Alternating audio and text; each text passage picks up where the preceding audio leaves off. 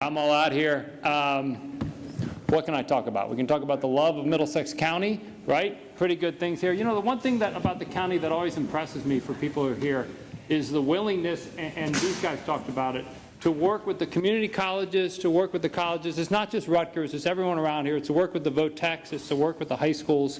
So if your business needs help, needs assistance, needs that next generation of workforce, don't hesitate to reach out to the county, because that's what they're there for. And the workforce development programs that they have here, working with all of those institutions, are fabulous. And they talked about, you know, just bringing in that next generation of workers. All right, so next up we are going to have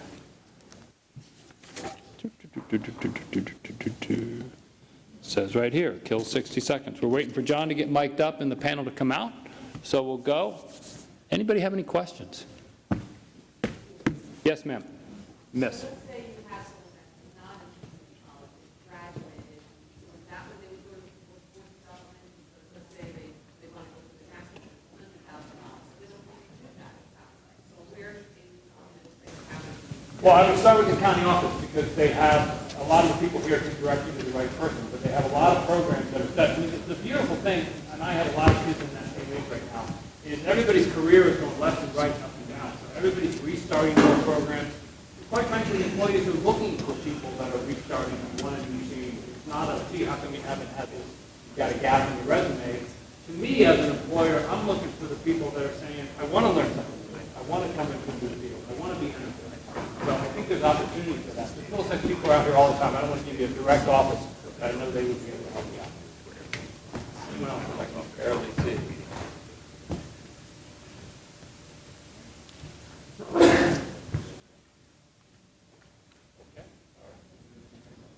And with that, it looks like we're good. I'm going to bring out John and the crew, and he's going to introduce everybody, and we will go from there. Thank you very much. This is the applause time. Is that clapping for me or for him? Morning. Gosh, I gotta sit in the middle.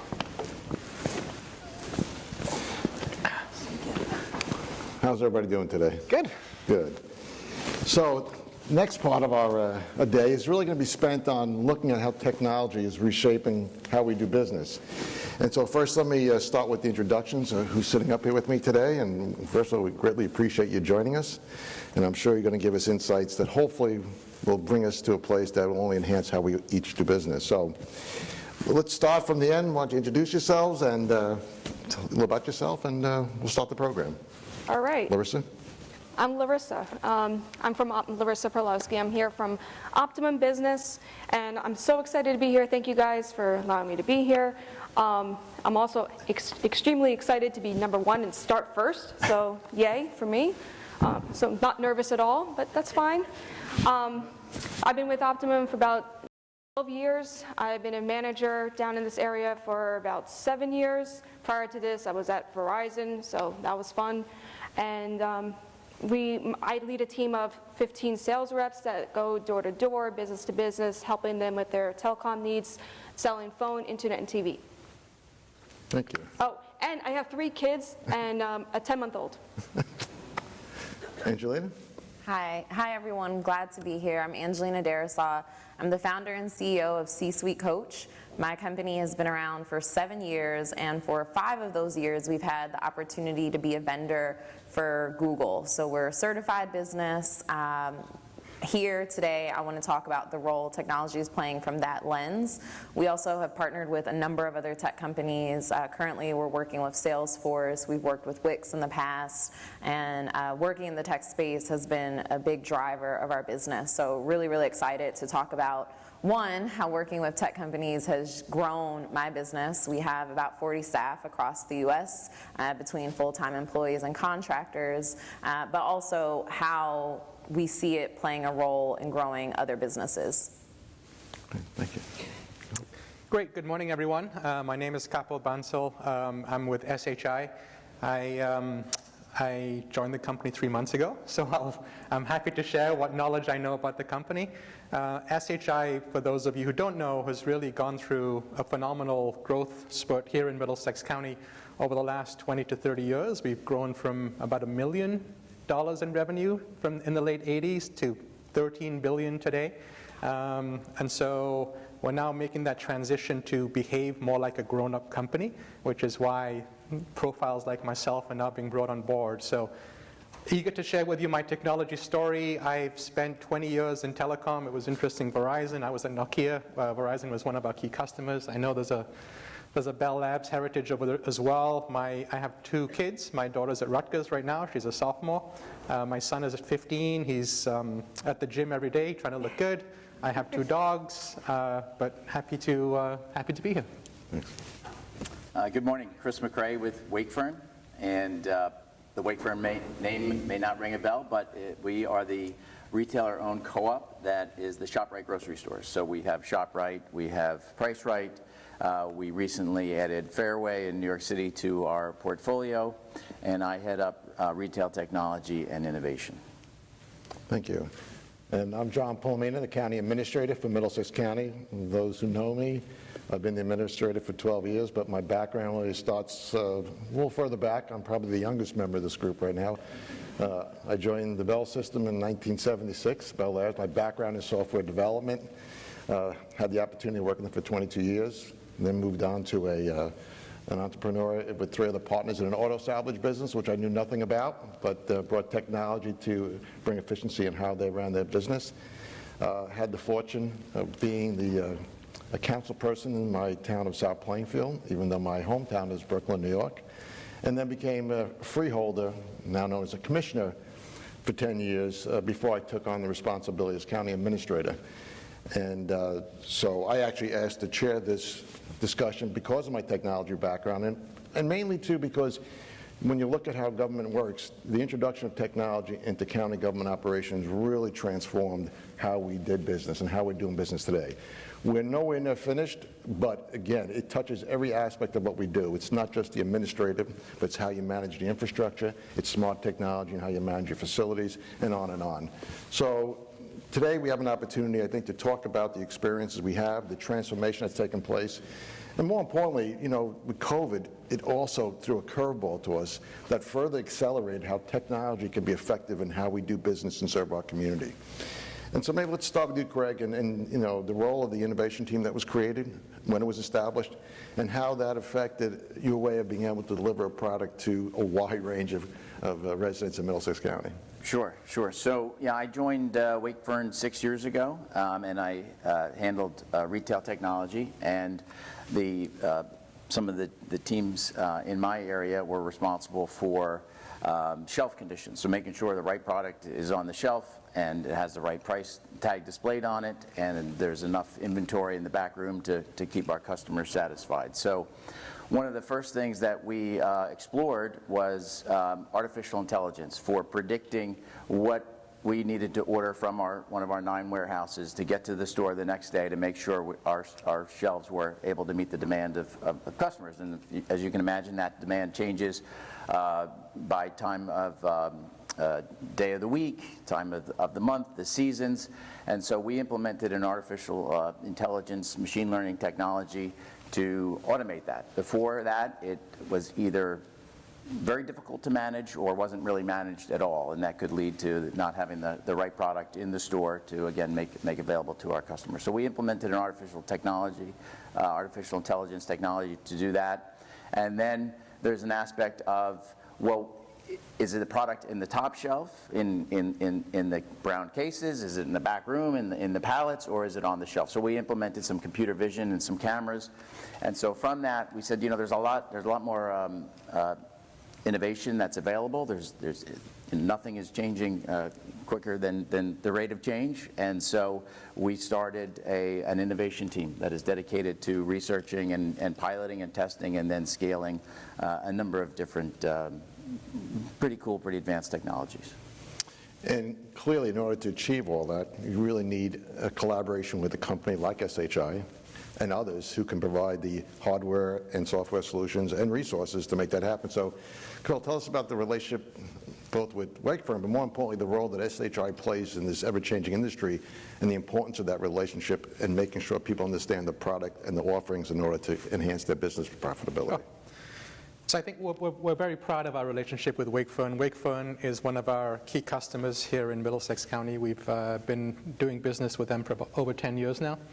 And this is not a traditional hardware contract. We're actually providing managed device lifecycle services. So we provide services to Wakefern across 9 states in the Northeast.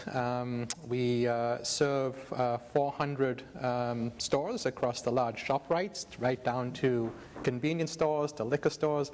And what we're offering is real point-of-service device break, fix, and warranty type of services. So you can imagine you're in a small store, you have a shop owner, shopkeeper, and unless that point-of-service device is working for them, that's how they run their business.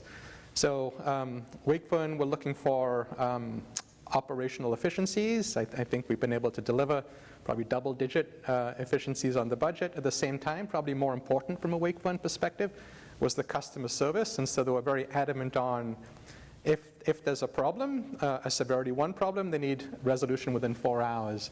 So we have a team of technicians that's going around different stores and states for Wakefern to be able to provide that type of service.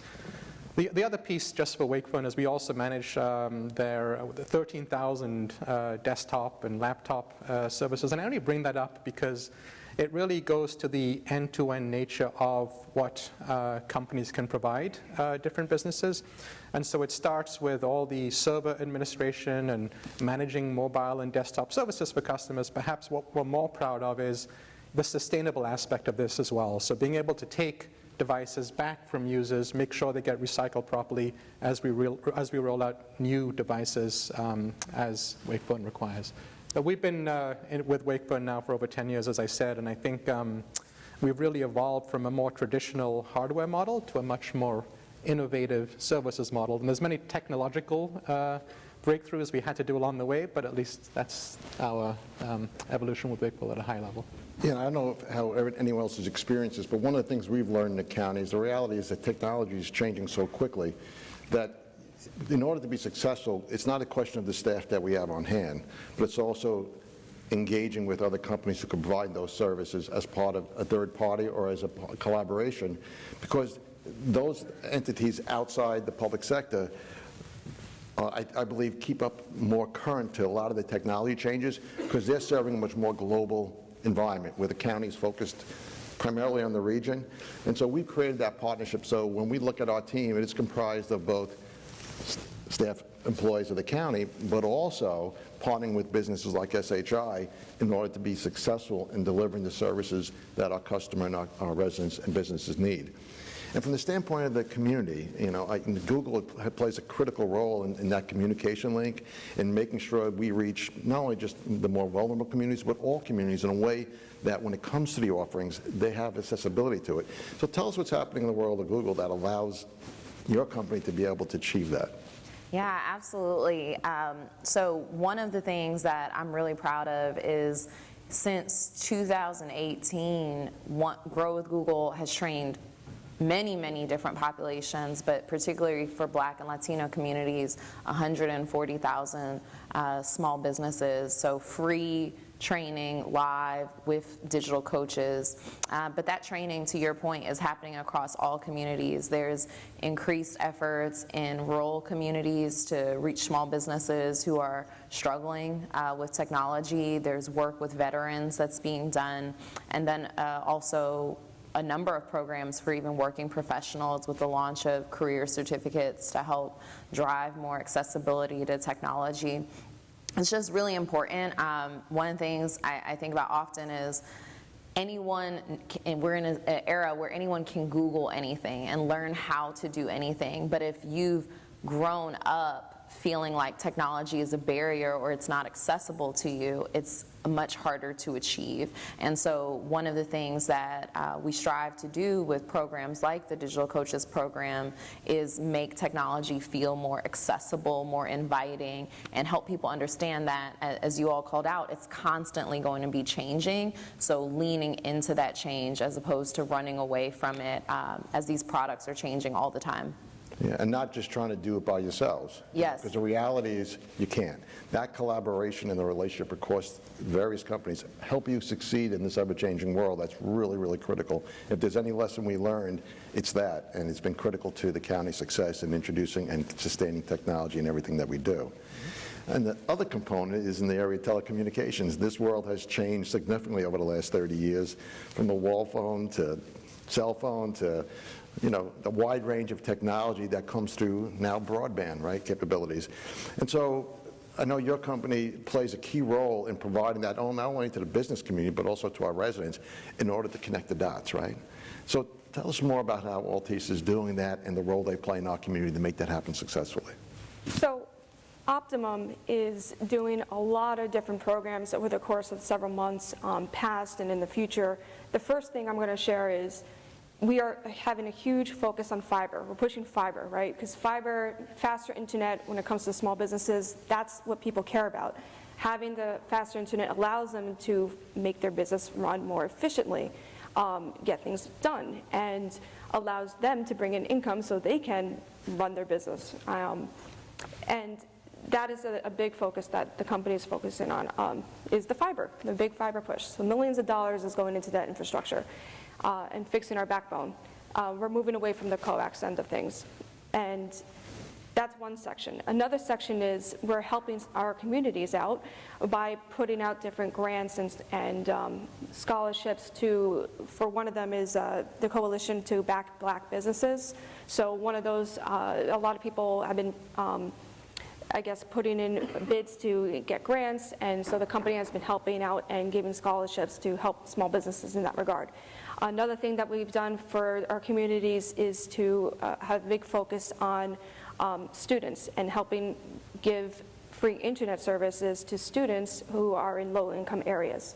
So that's something that we've been doing in the community. Great.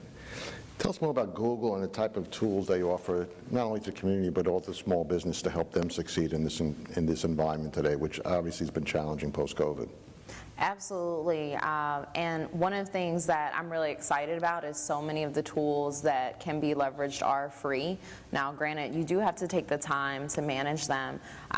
A couple of tools that we've seen make a huge difference is definitely Google business profile, so making sure you have a presence on maps. There's a lot of emphasis on shopping local. People want to support local small businesses, especially in times like COVID. Having an understanding of who was still open, what are the hours of operation, what services have changed in light of COVID was really critical for businesses to maintain their customer base. And another one that is always really exciting is analytics, making sure that we're leveraging data and not just going off our gut.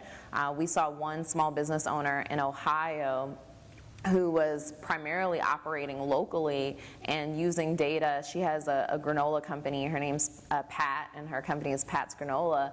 Using a lot of the data that she saw, she noticed that there was an interest in her company in Japan, and she began an ecosystem where she figured out how to ship there, and now that's one of her biggest markets. So a small Ohio business went global just through taking a look at her data and diving in and then figuring out how to make decisions to support her growth through that data.